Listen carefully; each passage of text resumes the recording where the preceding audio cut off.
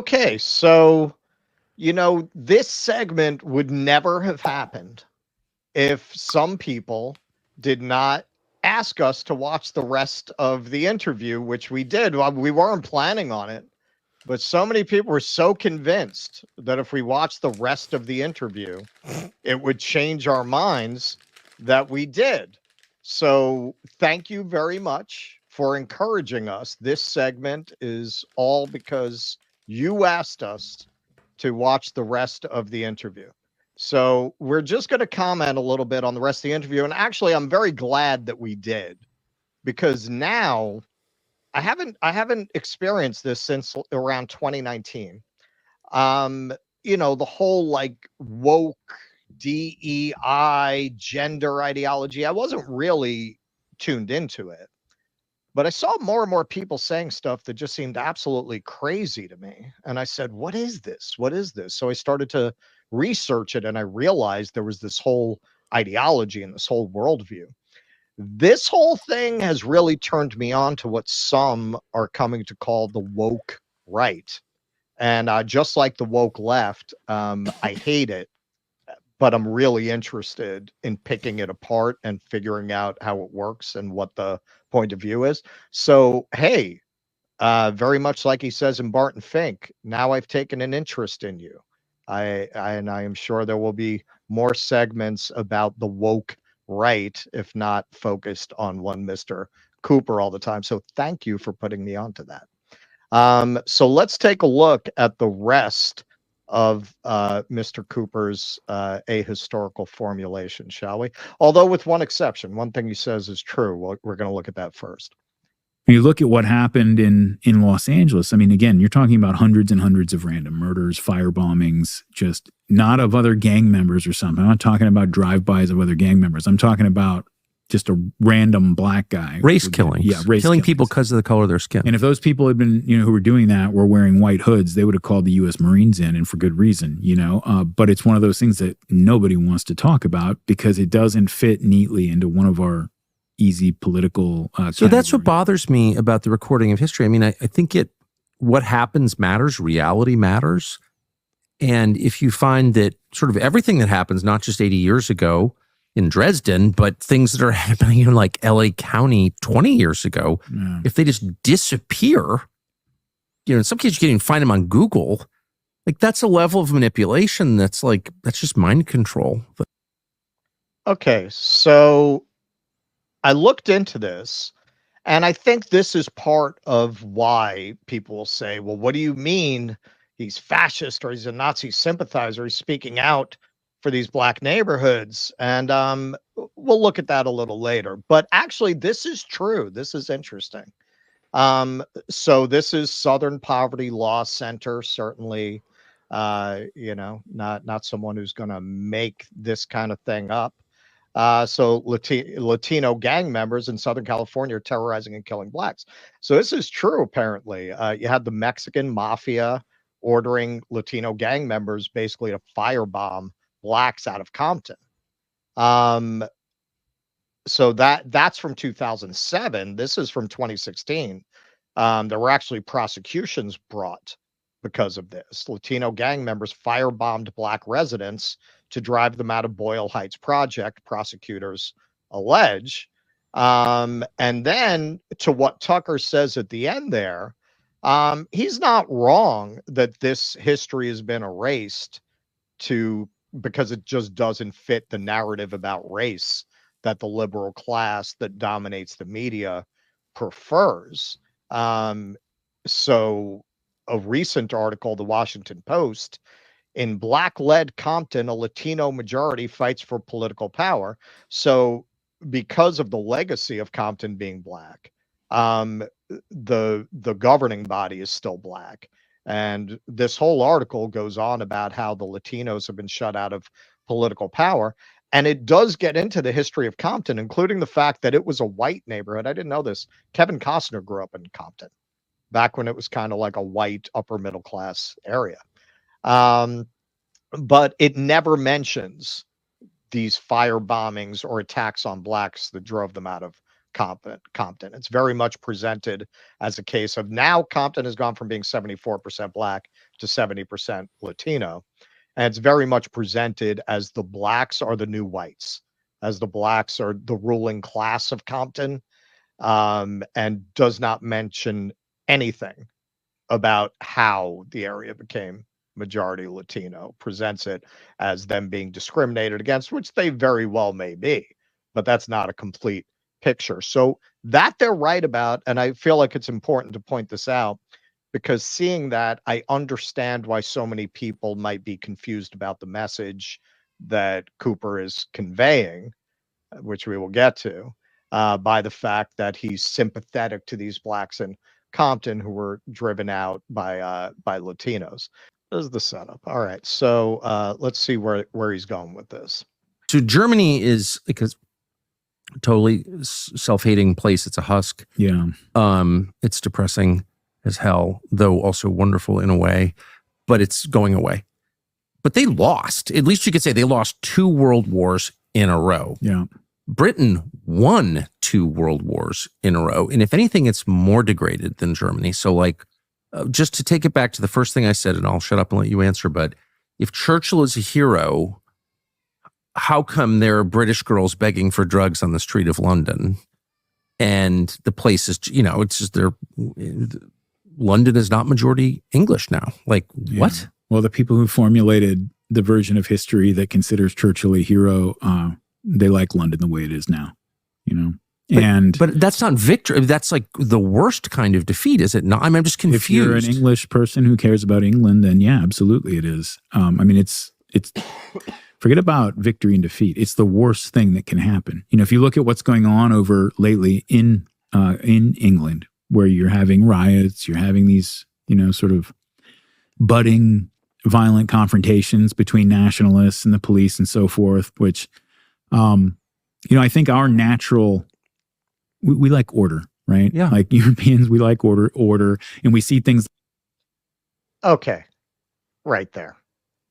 So a lot of what he says are dog whistles that they don't dwell on. They just kind of run right past. But take a second and listen to what he's saying. Europeans like order as opposed to who? As opposed to who? People who are not European, right? I mean, he's creating a contrast inherently with that framing. Europeans like order. So black people don't like order. Yellow people don't like order. Brown people don't like order. We uniquely like order. So now you're starting to get to the heart of what Darryl Cooper's worldview is. And the reason, they say a tree by its fruit. At least half of the pushback we got on our segment were just straight out anti-Semitic, just straight out Jew. Oh, not surprising. Jews would think that. Well, I mean, so why are people like that attracted to Darryl Cooper? Because he's saying things like this. He's saying things like this. In the end, he is putting out a lot of innuendo that is in the family of traditional Ku Klux Klan, neo-Nazi, neo-Confederate, Western chauvinist kind of ideology. If it did not appeal to people like that, we wouldn't be hearing things like that in defense of Cooper. Yeah, it's also just once again a straw man and very deceptively reductive when he says people who think Churchill is a hero are very happy with the way London looks now. He's making the globalism versus nationalism framing. Exactly. And he's also suggesting that you can't hold 2 thoughts in your head simultaneously, which is A, Churchill is not a hero, he's a villain, but B, we're glad the Allies won the war. Exactly. Right? You don't have to revere Winston Churchill to be glad the Allies beat the Nazis. Right. And he's acting like that. He is clearly like not. Can't balance those two. And he he's is clearly not. He clearly wishes that Hitler won because he's a Hitler lover. He is a Hitler lover. And Yes. in the end, his defense of black neighborhoods, as you will see, is grounded in a defense of racial and cultural uniformity amongst people. That is Yeah. that is a very common view of, say, Klansmen. The idea, Right. yeah, we don't mind them people long as they live on their own. They be on their own, we be on our own, right? Right. Now, I have a question for you, Russell, because I did not watch the rest of this. I left this to you. Tucker says Germany is a pathetic, self-hating place. And what he's referring to is the fact that they feel tremendous guilt about the Holocaust. They say because of more that, about it in another section. In another because of that, they section, feel a need to take. Go ahead. Let me just get this yeah, go ahead. question out because I think you'll get where I'm going. So, what he says there, it's a self-hating place. What he seems to mean is they have all this guilt and shame for World War II and the Holocaust, and they feel they have to make that up to the world by taking in immigrants and diluting their beautiful right. supreme culture, right?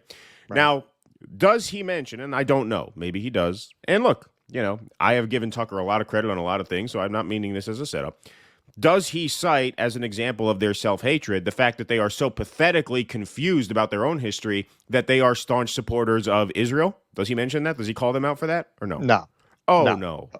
Oh, that's surprising. I didn't know. He does not. I didn't know. I was 50-50 on that. I was 50-50. That's what's pathetic about Germany. It's not that they don't feel guilt over the Holocaust and that they don't try to atone for that. It's the confused nature of how they process that. To think now they owe the Jewish state unconditional support as the Jewish state commits a Holocaust, right? That's what's pathetic about Germany. Not the fact that they feel responsibility to atone for rounding people up in camps, but their way of doing it is ass backwards because now they're actually enabling another Holocaust. But yeah, they shocked really that Tucker Carlson didn't bring that up, and no, neither did this guy, I assume. They not too long before this clip, I had to cut it for brevity, but they describe what's been done to Germany. I believe it was Tucker who said that as psychological warfare, one of the greatest psychological warfares that's ever been committed against a country. This is the other thing about Nazis, and we might get into this later, especially now that you can't just go around sig heiling, right? And now you can't just go around saying outright that you love Hitler and that you're glad that the Holocaust happened. You can't do that now and be accepted in society. So now all Nazi sympathizers now take on this very abusive husband, look what you made me do kind of pose, right? The Nazis did what they did. It's not that we like what they did, but their hand was forced, right? Their hand shouldn't was have forced. made them do it. Right. And when you look at when you look at the formulation that he's making, it's completely consistent because as you will see as we go on, his basic take is black neighborhoods for blacks, white neighborhoods for whites. So of course, he's very sympathetic to the idea of Germany for Germans. They went too far. They went too far. They needed to provide for the people they invaded, which, if you don't understand that the liquidation of the population was not a bug, it was a feature. You have no business presenting yourself as a historian, popular or otherwise. All right, so to move on like that, and we have a natural aversion to disorder, to street violence. Yes, for sure. We might be, war might. Europeans have a natural aversion to street violence. Unlike other peoples, right? We're not like those other people. No, they love street violence in Mexico. They love and El Salvador, street violence. They're all for it. Us, French Revolution, draft riots. Hey, we're not on board with the whole let's send everyone who was in Washington on January 6th to the gulag for 20 years. We've actually spoken out against that. But it was a riot. There was a very recent riot there. So the idea that Europeans are uniquely averse to street violence is a very interesting formulation. Be necessary, but disorderly mob violence, things like that, immediately make us kind of take a step back because most of our experience with those things is really bad. And at the end of the day, it is an unleashing of evil spirits, no matter what the cause or the reason is. And yet when I look over there at what the British people, some of them are trying to do, I refuse to judge them for doing whatever it is that they feel they have to do as their homeland, their ancient homeland is being taken from them. because that is not something that can be walked back. That is permanent. That is something that ends your existence as a people. Okay. Okay. All right. So you're starting to get the picture here. Now listen, for as long as we have had this show, and you can Keaton will back me up on this. This was almost one of the first things I ever said about this, way back when we were doing this on Facebook. I said if the left did not formulate a response to people's legitimate concerns about immigration with no plan for integration while they're under economic distress, the right was going to formulate a response to it, and we're not going to like it. That you can't just call everyone who has concerns about having massive immigration into their communities racists. If you dropped 100,000 Americans into the middle of Beijing or downtown Johannesburg, they would not like it. Keaton, anything? Well, no, but we have the video, right? That we have to show. Yeah, yes. So just to make clear, we're not saying, well, they should just shut up and like it. But at the same time, understand what he is defending here. So we have some video of what he's talking about. Yeah, now hold on. Wait a minute. Pause this. Before we play this, I just want to reintroduce. He said, I cannot judge people for doing what they feel they have to do because their country has been invaded. He says, I cannot judge people for doing this, for trying to, oddly enough, cook people alive. Seems to be a pattern with this guy. He seems to like that technique. Yeah. Maybe he's the cat eater. Yeah.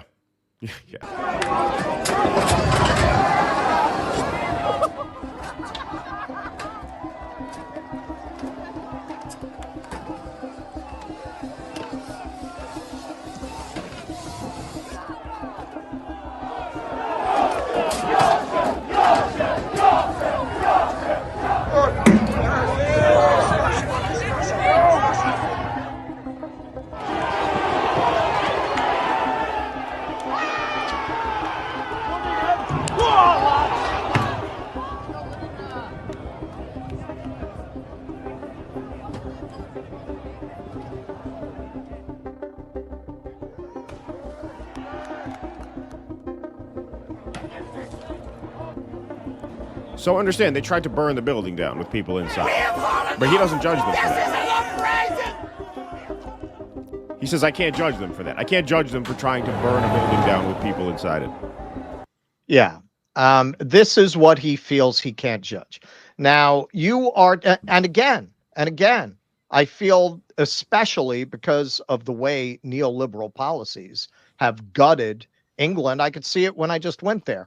Although the way that they portray it, oh, there are schoolgirls selling drugs on the street. Yeah, that was not what I saw when I was just in London a few months ago. It did not look like a place that was collapsing and disorderly and crime-ridden. It was not white as chalk, which sounds like what they're lamenting, but it was fine. I didn't feel threatened. I didn't see crime. I didn't see homelessness. I see a lot more homelessness in New York City. Can't be that diverse. You could still get jelly deal.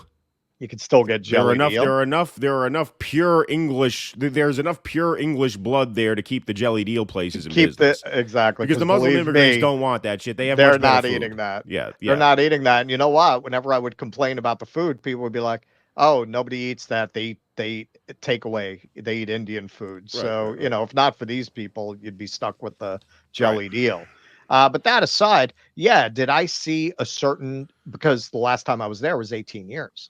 And did I see a decay in the infrastructure? Yeah, I did. Like the tube was the first time I went to London. I was 19. It was spotless in the tube. Now you can see everything's older. It's dirtier. It's not maintained like it was when I first went there. That's a result of neoliberal policy. That is not a result of immigration. And that is the purpose of these narratives. It's to take the heat off of stripping people of social supports, of proper financing for the national health, proper financing for libraries, proper financing for schools, and to blame it all on immigrants. And let me ask you something. If and I'm not saying this is true of all British people or even most British people, but you cannot tell me Winston Churchill and the country he represented actually had a lot of eugenicist, racist views that were not very much different from the Nazis, and then come back and say that them trying to burn men, women, and children alive in a hotel because they don't want any more immigrants does not reflect a certain strain of racism that has always been present in the British psyche. And if it is all because of this immigration, why what caused the football hooligans? What were the football hooligans about? That was long before any of this. So if anyone wants to read a book about this strain in British society, I would recommend this. They made a terrible film adaptation of it called Green Street Hooligans that I would not at all recommend. But among the thugs, it's not a fictionalized account. This guy basically embedded himself with Manchester United. And what he came up with in terms of what the football hooligans were about was the lost empire, the lost national dominance over other nations, a kind of very much like our own. They were kind of the proto incels, men feeling aimless, not knowing what their purpose is in a post imperial Britain, and trying to reassert that in just the most meaningful, pointless way. Now you're going to say, "Oh my God, but you don't understand the problem of how many immigrants have come into England." All right, so let's take a look. And by the way, again, I do say that that's a legitimate issue. I'm not dismissing that entirely. But let's see what the scope of it is. All right, so these are the official figures. Total population of England and Wales, 59.6 million. 81.7% of the population was white in the 2021 census. People from Asian ethnic groups made up the second largest percentage of the population, 9.3%. Now, when you say Asian, presumably you're mostly talking about Indians. I'm sorry, you colonize it, you bought it. Okay, you have a lot of Indians in England. Well, you destroyed their country. You took them from being one of the most prosperous countries on earth to being a struggling third world country. Yeah, you can take in Indians. And besides that, as we pointed out, they saved you from your own cuisine. So you should be thanking them, if anything. Followed by black. Again, black people generally from formerly colonized British territories. When you go there, they're usually from Caribbean islands and African countries that were colonized by the British. Mixed 2.9 and other 2.1. Out of the 19 ethnic groups, white British people made up the largest percentage of the population, 74.4, followed by people in the white other, 6.2.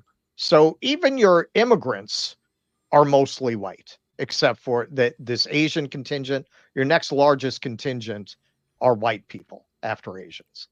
From 2011 to 2021, the percentage of people in the white British ethnic group went down from 80.5 to 74.4. Well, I can see why you would burn people alive over that. The percentage of people in the white other ethnic group It's went up. sarcasm for YouTube. Got to say that. Yes. It's Yes. sarcasm. Yes. Went up from 4.4 to 6.2, the largest percentage point increase out of all ethnic groups. The number of people who identified as any other ethnic background went up from 333,100 to 923,800. So you're talking about 590,000 people in a country of almost 60 million people. Now that I am sorry, and again, I think there are legitimate issues with unrestrained immigration or with people who are having their own welfare state gutted while money is being given to immigrants. I think there are legitimate issues there. Certainly not anything to make you say I can't judge people who would try to burn people alive in a hotel. To say I can understand that. Certainly, the scale of this is nothing that would make you say, well, Britain is not British anymore. As you can see, the majority of England, 4/5 is white. most of that British. The scale of the problem is nothing like they are describing. And look, man, I watch this right-wing media, unlike a lot of people in this space. I know the Paul Joseph Watson shit. I know, I watch it. To listen to this, you would think that you go to London, you're going to see a bunch of people riding camels down High Street. And I was just there. That is not what's going on. And if you just take a subway ride right out of the center of the city, it's jelly deal, baby. Jelly deal. Okay. Like this level of hysteria, I just gave you the numbers to sit there and say, I can understand it. Okay. Well, now you're starting to get to the core of why Nazi apologists love this guy. Anything, Keaton? No, I think we can move to the next one. Okay.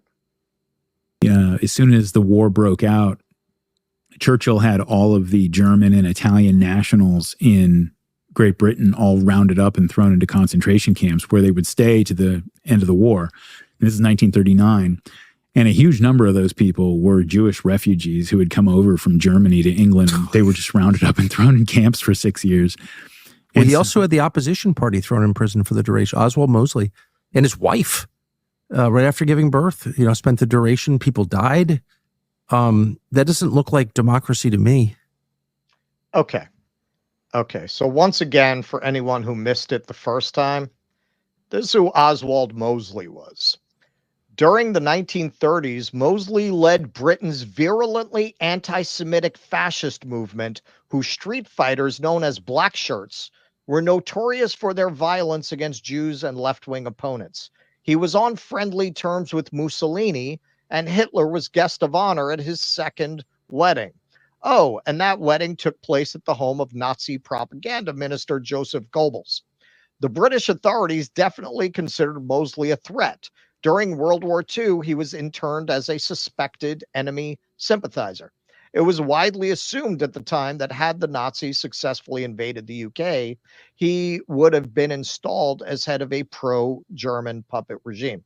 So this is the person that Tucker Carlson is going out of his way to single out as somebody that a great injustice was committed against, because in spite of the fact that he led a group called the Black Shirts that were responsible for an enormous riot known as the Cable Street riot in England, where they clashed with a crowd that was anti-fascist, to their credit.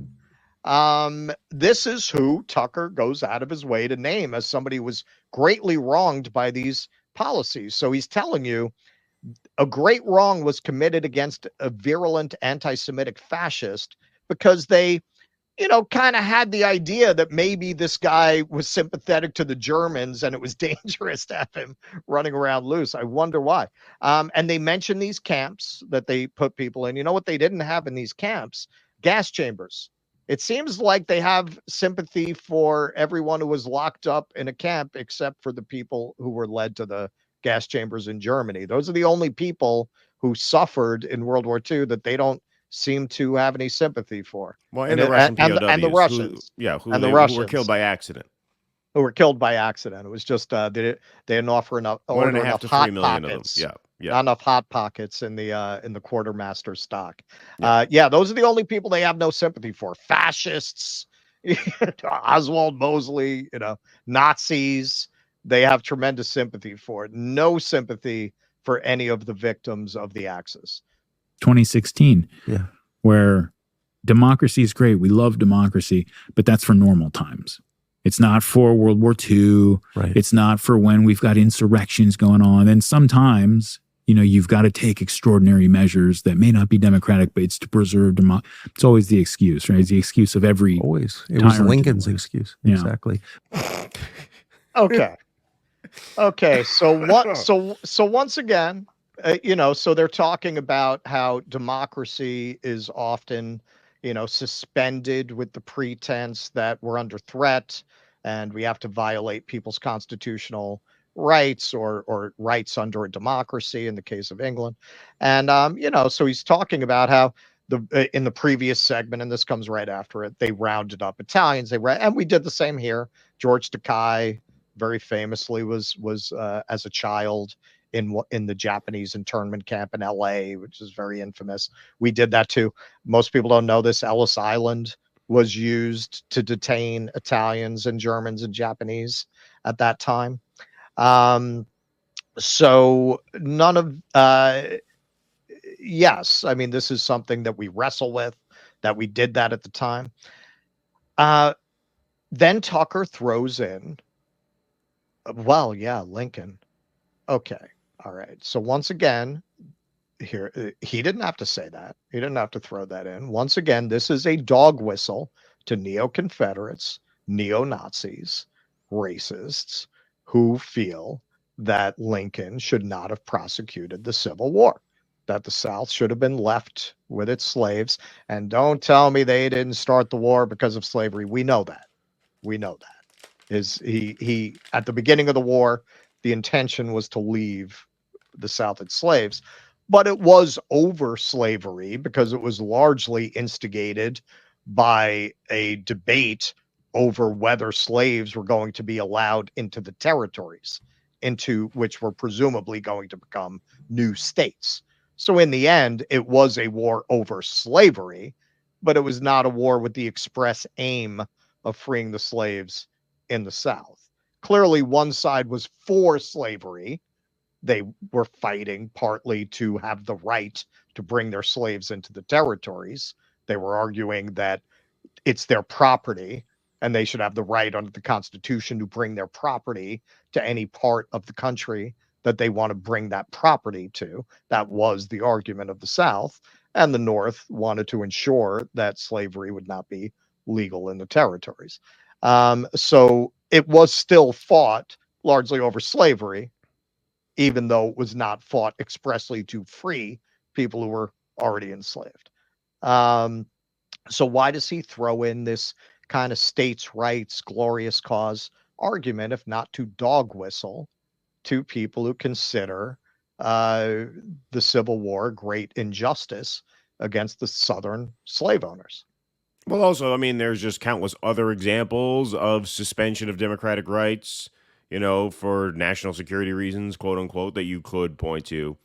Patriot Acts, McCarthy hearings, right? No, let's go to Red Lincoln. Scare. Right, Red Scare. Exactly. No, we'll go to Lincoln, right? Right. We'll just throw that out there. It's And that's very not obvious. a message? That's not a message? Right. That wasn't that's conscious. not a dog whistle? Right. It wasn't, hey, we're here yucking it up, so let's throw some more red meat out there. Right? Right. I mean, that He's is not speaking to a obvious. certain audience. Yeah. The next. Hold on, let me just take one quick point because I want to respond to one chat in here. Because this is an important point to make, and I was going to make this anyway. These guys miss the forest for the trees and have an axe to grind. It just so happens that axe grinding benefits the regime. No, you benefit the regime. First of all, this guy is a literal Fed.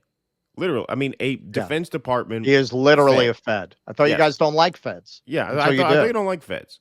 And to the extent that he is pro-Palestine, the idea that and first of all, I don't know that to be true. I'm not listening to his 30-hour podcast. I don't care. He says at one point in this, let me just get this. He says at one point in this, in his defense of monocultures, which he does defend quite clearly, he says, and even the Jews realize they need a place of their own to go work things out amongst themselves. So it doesn't sound like he's anti-Zionist in principle. It seems like his critique is probably the same as his critique of the Nazis. They should have planned better. Okay. Yeah. I mean, like I said, I haven't looked into him as much, even assuming he is pro-Palestine. Let's just assume he shares our view on that. He is a benefit to the regime. To elevate this guy is to give the biggest propaganda win you possibly could to the Zionist lobby and to the ADL. They want Konstantin Kassin already dropped a video making that connection. They want critics of Israel to elevate this guy. That is the biggest favor to Israel you could possibly do. The biggest favor to the regime you could possibly do. No question about it. No question about it. Okay. All right. So the next part is really where you see this all come together. The Irish and the Italians, these people who think that like that's their. He's talking about the state of urban neighborhoods after the big immigration waves at the turn of the century, by the time you get into the 50s and 60s, what the character of these immigrant neighborhoods had become by then. Neighborhood, because it's been their neighborhood for 100 years now. And, you know, everybody in the neighborhood goes to a parish church that they've gone to, their grandparents went to. They have internal social structures and dispute arbitration structures and all of these sort of organic institutions that grew up from ground level that gave them an ability to self-govern in a way that made it so they really were not as dependent on the state bureaucracy to do these things for them, right? They could do a lot for themselves. And these are the people who were resisting, the movement of African Americans into their communities. When people look back, for example, like when Martin Luther King went up to Chicago in 1966 and there was the Marquette Park riot, to this day, you have to go into a pretty deep, serious history book about that period to get the fact that everybody sees that as a bunch of white people who came out to protest a bunch of black people moving or trying to open up their neighborhood. But that wasn't a bunch of white people. Those were Lithuanian people. That was a Lithuanian neighborhood that had been a Lithuanian neighborhood for some time. These were a bunch of people who had come over here as refugees and had set up a little community for themselves that they didn't want changed. When that's a Latino community with a bunch of white art students moving into it and gentrifying it in Brooklyn or Los Angeles, people don't have a problem saying that they have a right to maintain this community that they've built for themselves. And I actually kind of agree with that. When I see gentrification happening, it's like, I'm sympathetic at the very least. Very sympathetic.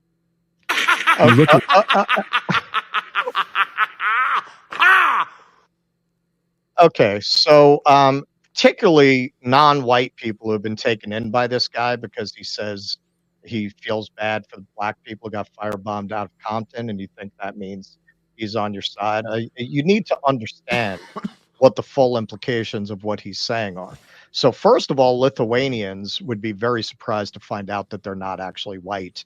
I think he should go to a Lithuanian neighborhood and tell them that and see what their opinion is on whether or not they're actually white people. Although in his defense, Hitler would not have seen them as white either. He saw Slavic people as Slavic people, and he saw Aryans, as he defined it, as white people. So in Cooper's mind, they're not whites because he sees the world through Hitler's eyes. Right, Again, just more pattern recognition with every single video that we play, right?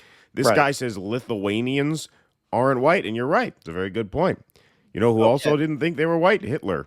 Hitler did not think they were white. His ideology seems pretty Eastern consistent. Europeans generally were not white to Hitler. Right. That's why they wanted to kill them all. It was not an accident.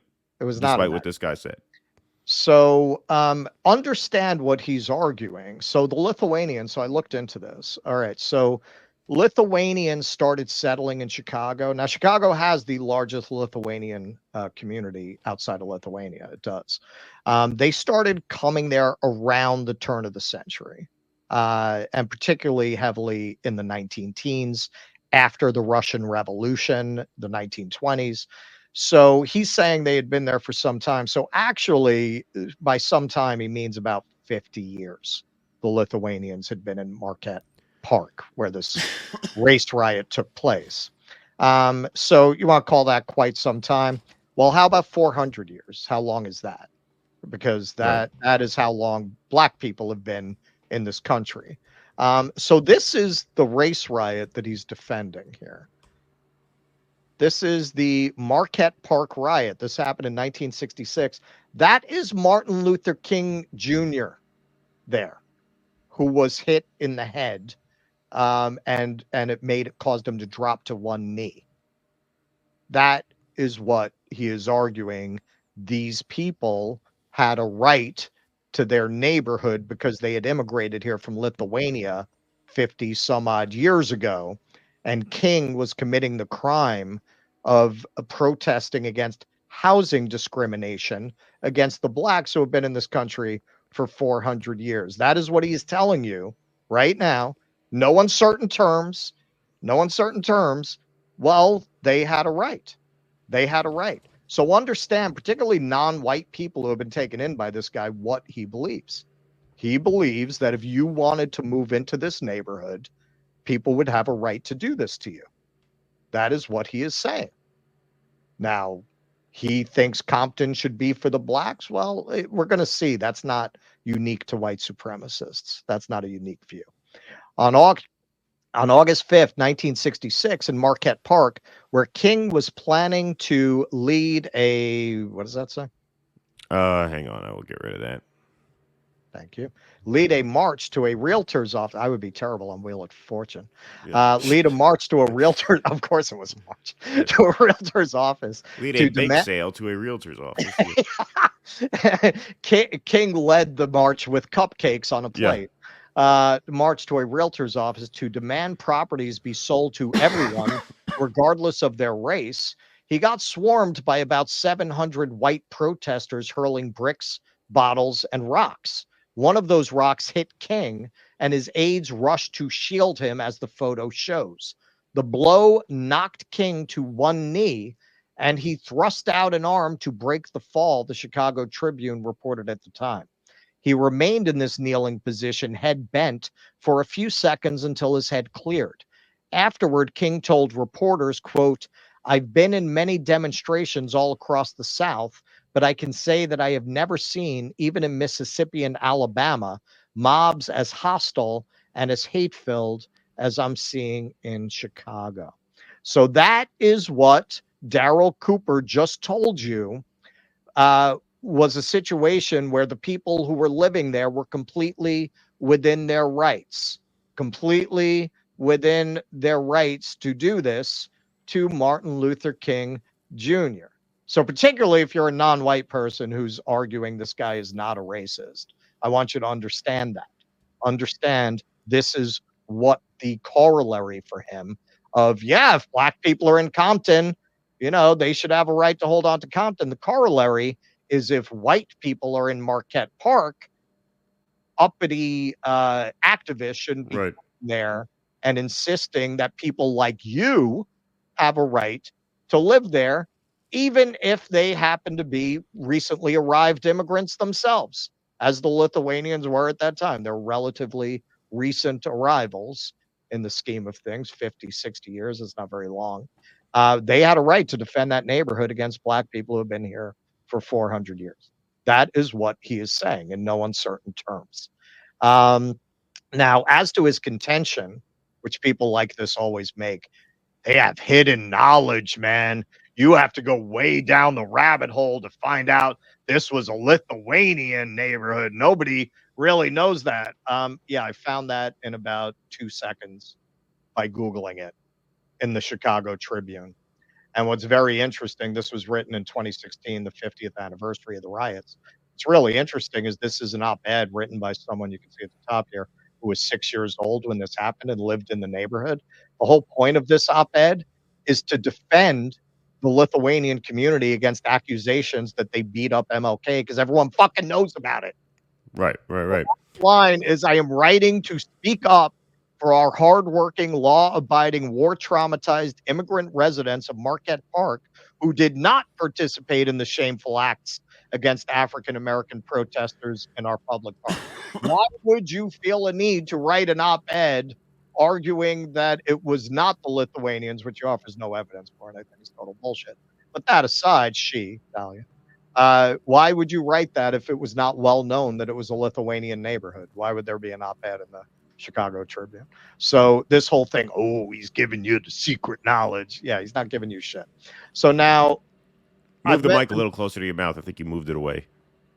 Oh, yeah, the wire got pulled. Yeah, there you go. So yeah, this is not an obscure thing that nobody knows about. It's right there, and clearly the person is responding to a common understanding that Lithuanians beat up MLK. Otherwise, you would not write a defensive op-ed about it. All right, so I've mentioned a couple of times here that this idea of people who are on the one hand white supremacists, essentially, who are very sympathetic to the idea, like in Germany in the 30s, that people should be able to have their own homogeneous culture without outside interference, that's not incompatible with supporting the idea of blacks living on their own. Well, no lesser a figure than Malcolm X met with the KKK. Now, in Malcolm's defense, he didn't want to. This is when he was still in the Nation of Islam, and Elijah Muhammad thought it was a good idea, and so he did as he was ordered to do. But as you could see here at the top, even though he was ordered to do it, he was very sassy about it. So at one point, to make them uncomfortable, he said, well, no, sure, we'll join. Do we get white robes too? And of course, the Klansman didn't know what to do with that. He's, what, you mean we can't join the Klan? So, he was kind of trying to subvert the mission even as he was following orders. But here you go. They got a telegram from the KKK. So they sent a telegram saying, we have a lot in common. We have a lot of common interests. Maybe we can work together. Dispassionate as usual when asserting NOI, Nation of Islam doctrine, Muhammad stated that his battle was not against whites, but for the lost hearts and minds of black people. Both the Klan and the NOI, Muhammad summarized, opposed integration and race mixing. Each group was on record as opposing the goals of the Reverend Martin Luther King Jr., although for separate and unequal reasons. The Muslims viewed King as a chief rival. The Klan saw him as a dangerous threat to white hegemony. Moreover, Muhammad allowed for no hierarchy among Caucasians on the issue of white supremacy. From the sitting U.S. president to the imperial wizard, all were slammed as white devils. Accordingly, the messenger told his two ministers in Chicago that day that the Muslims and the Klan indeed had similar goals, but with different shading. Finally, playing his fingers across his lips, Elijah Muhammad calmly instructed a restrained Malcolm and a resigned Jeremiah X, you can meet with them devils. So the idea of, hey, let's all live separately as a white supremacist point of view, that's not new. That is not inconsistent with Darryl Cooper's defense of the right of black people in Compton to continue to have racial homogeneity in their neighborhood and to not have Mexican immigrants coming into the neighborhood to displace them. If you look at everything he says there, from the Europeans are uniquely averse to street violence, which if you know the smallest bit of history, this is why it's so absurd that people would take him seriously as a historian. If you know the smallest bit of history, that statement is completely fucking insane as anything else that he says there. From Tucker singling out Oswald Mosley as a victim of Churchill, or singling out Lincoln as violating democracy. These are all dog whistles to neo-Confederates, neo-Nazis, and white supremacists. And arguing black people have a right to their neighborhood, that does not in any way undermine that. There is a long history of that. As you can see, if the KKK would reach out to the Nation of Islam, are you going to argue that means the Klan was not racist because they felt they had common cause to make with the Nation of Islam, who were black separatists? Okay. So once again, nobody tweets out something like this who doesn't have goose stepping on the brain. Okay.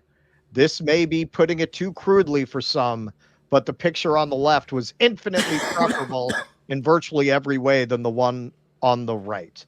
Nobody would go out of their way to get a picture of Hitler in front of the Eiffel Tower and juxtapose it against drag queens, which again, I was not a fan of that opening ceremony. I felt it was unnecessarily offensive, and it took a ceremony that's meant to be for the entire world and alienated a lot of the people it's ostensibly for. I'm not a fan of it, but I'm less of a fan of Hitler goose stepping in front of the Eiffel Tower.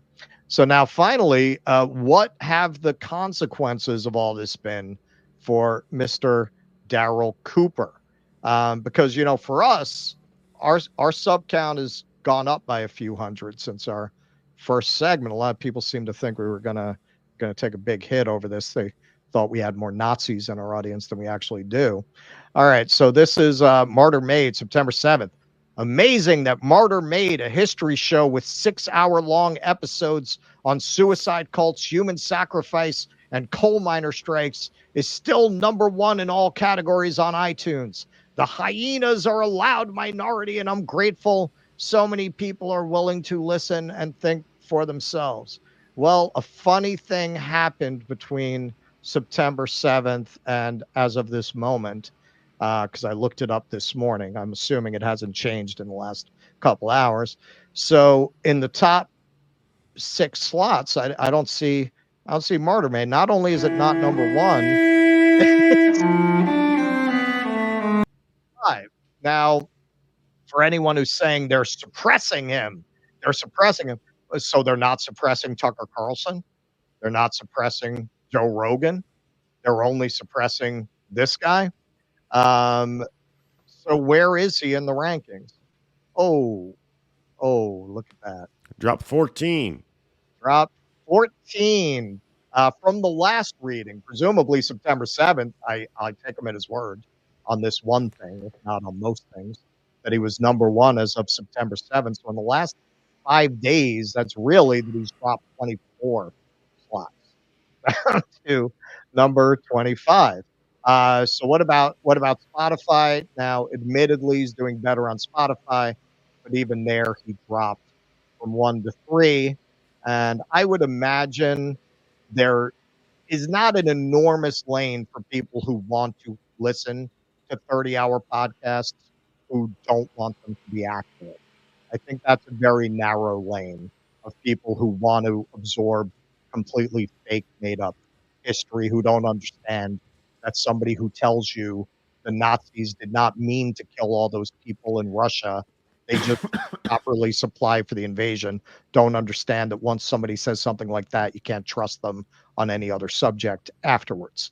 Now, I always want to give you an alternative. I don't just want to leave you there. So if you want, because a lot of people talk about the history of the Israel-Palestine conflict from this guy.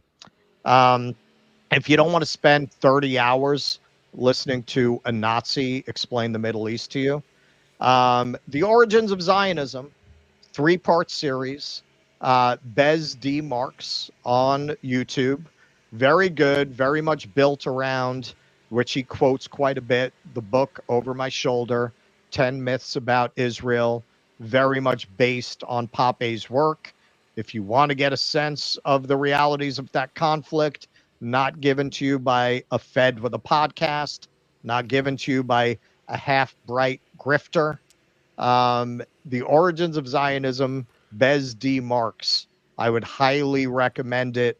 I listened to the entire series. Only going to take up like 4.5 hours of your time as opposed to 30, and it will give you a very good grounding in the subject. Yeah. Now, look, we have now devoted about 2 hours total time to this guy, maybe a little bit more, 2.5 hours between these 3 segments that we've done over the past 3 shows. And we understand that some of you, are not happy with what we've had to say over these past 2 hours and change. But I would urge you not to judge our opinion of Darryl Cooper based solely on these 2 hours and 30 minutes or so. I'll have you know we are doing a 45-hour-long podcast series about the life of Darryl Cooper, where we will be evaluating him much more thoroughly. And so if you are very offended by what we've had to say in these 2.5 hours, don't be knee-jerk and judge us for that. I would refer you to our upcoming 45-hour series, and only after you listen to another 45 hours of our bloviating on him, on the life and times of Darryl Cooper, should you give your take on us. I think you owe that much to us. I think you owe us at least 35 more hours, if not 45. But I would urge you to spend 45 more hours listening to what we think about him before you tell us prematurely that you don't appreciate our take. I think that's the least we could ask. A lot of revelations in that podcast. It starts in a cloning lab in Brazil. Yeah, exactly. Please clap.